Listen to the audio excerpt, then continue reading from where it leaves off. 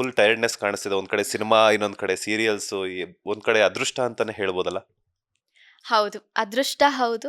And tiredness obviously ಇದ್ದೇ ಇರುತ್ತೆ. ಯಾಕೆಂದರೆ ಈ ವೀಕ್ ನನ್ನ ಸಿನಿಮಾ ರಿಲೀಸ್ ಇದೆ ಆ್ಯಂಡ್ ನೆಕ್ಸ್ಟ್ ವೀಕ್ ನನ್ನ ಭಾರ್ಗವಿ ಎಲ್.ಎಲ್.ಬಿ. ಸ್ಟಾರ್ಟ್ ಆಗುತ್ತೆ, ಟೆಲಿಕಾಸ್ಟ್ ಸ್ಟಾರ್ಟ್ ಆಗುತ್ತೆ.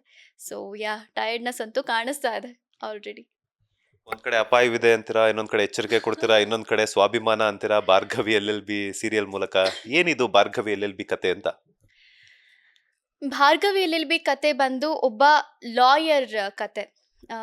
ಈಕೆ ತನ್ನ ತಂದೆ ಅಂದರೆ ಈ ಒಂದು ಕ್ಯಾರೆಕ್ಟರ್ ತನ್ನ ತಂದೆಯನ್ನ ನೋಡಿ ಇನ್ಸ್ಪೈರ್ ಆಗಿ ತನ್ನ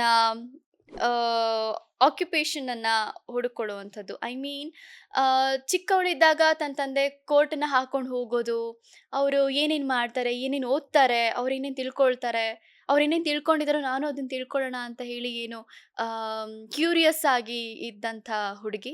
ಈಗ ತನ್ನ ತಂದೆಗೆ ಏನೋ ಒಂದು ಅವಮಾನ ಆಗುತ್ತೆ, ಮತ್ತೊಂದೇನೋ ಆಗುತ್ತೆ ಅಂತ ಬಂದಾಗ ಏನಾಗಿದೆ ಅಂತ ಗೊತ್ತಿಲ್ಲ. ಬಟ್ ಆಗಿದೆ ಅಂತ ಬಂದಾಗ ಯಾಕೆ ಬಿಟ್ರು, ಏನಾಯಿತು ಅಂತ ಕೂಡ ಹುಡುಕ್ತಾ ಹೋಗ್ತಾಳೆ. ಆ್ಯಂಡ್ ಈಗ ಸದ್ಯಕ್ಕೆ ಒಂದು ಕೇಸ್ ಸಿಕ್ಕಿದೆ.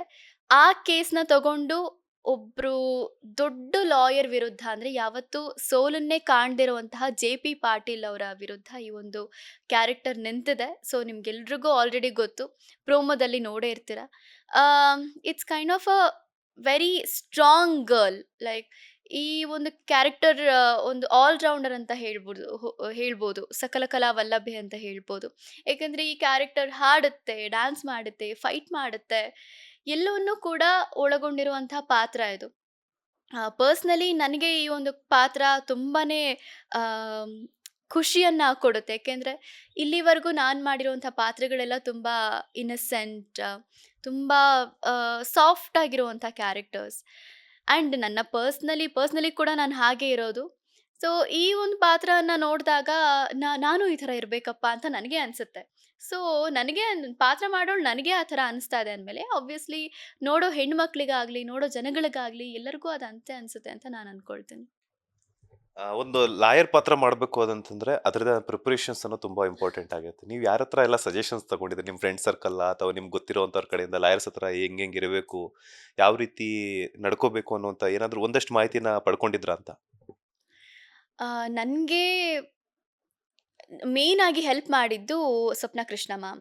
ಸ್ವಪ್ನ ಕೃಷ್ಣ ಮ್ಯಾಮ್ ಏನು ಅಂದರೆ ಇದೇ ಥರ ಬರಬೇಕು, ಇದೇ ಥರ ಮಾಡಬೇಕು ಅಂತ ಸ್ಟಾರ್ಟಿಂಗಲ್ಲಿ. ಏಕೆಂದರೆ ಇಲ್ಲಿವರೆಗೂ ಮಾಡ್ಕೊಂಡು ಬಂದಂಥ ಪಾತ್ರಗಳು ಯಾವುದು ಇದಕ್ಕೆ ಲಿಂಕೇ ಇಲ್ಲ. ಕಂಪ್ಲೀಟಾಗಿ ಆಪೋಸಿಟ್ ಇದು. ಸೊ ಆ ಥರ ಅಂತ ಬಂದಾಗ ನನಗೆ ಸ್ವಲ್ಪ ಭಯ ಇತ್ತು. ಓಕೆ, ನಾನು ಮಾಡ್ತೀನೋ ಹೇಗೋ ಅಂತ ತುಂಬಾ ಭಯ ಇತ್ತು. ಬಟ್ ಅವರು ಏನು ಮಾರ್ಗದರ್ಶನ ತೋರಿಸ್ತಾರೋ ಅದ್ರ ಮೂಲಕ ನಾನು ಇದನ್ನು ಅಚೀವ್ ಮಾಡ್ತಾ ಇದ್ದೀನಿ. ಕೆಲವೊಂದು ಹೀರೋಯಿನ್ಸ್‌ನ ತೋರಿಸೋದಾಗಿರ್ಬೋದು, ಈ ಥರ ಬರಬೇಕು ಬಾಡಿ ಲ್ಯಾಂಗ್ವೇಜಸ್ ಅಂತ ಹೇಳಿರೋದಾಗಿರ್ಬೋದು. ಆ್ಯಂಡ್ ನನ್ನ ತಮ್ಮ ಹಿ ಈಸ್ ಡೂಯಿಂಗ್ ಎಲ್.ಎಲ್.ಬಿ. ಸೊ ಅವನ ಹತ್ರ ಕೆಲವೊಂದು ತಿಳ್ಕೊಳ್ತಾ ಇದ್ದೀನಿ. ಇನ್ನೂ ತಿಳ್ಕೊಂಡಿಲ್ಲ ಕಂಪ್ಲೀಟಾಗಿ, ತಿಳ್ಕೊಳ್ತಾ ಇದ್ದೀನಿ.